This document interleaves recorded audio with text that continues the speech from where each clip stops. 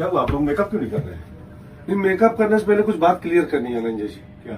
पटना से पाकिस्तान वन में आपने इतनी बेइज्जती करवाई हम लोग की। वो मोच वाली भौजी गाली देके जा रही है, गांव वाले मार रहे हैं, कबीर लतिया रहा है।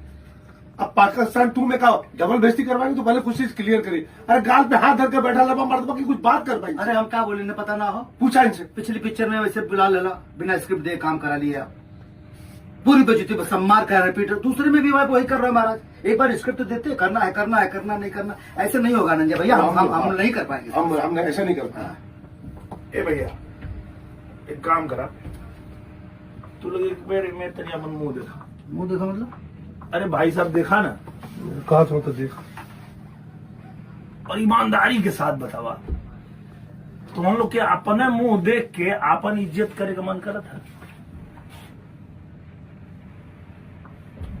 तो तू लोग जितना जल्दी एक्सेप्ट कर ले बा कि कुछ लोग ये धरती पर लात खाए खातिर ही आए हो।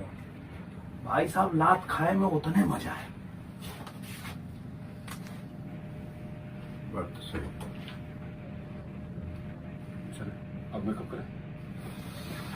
चलिए सही।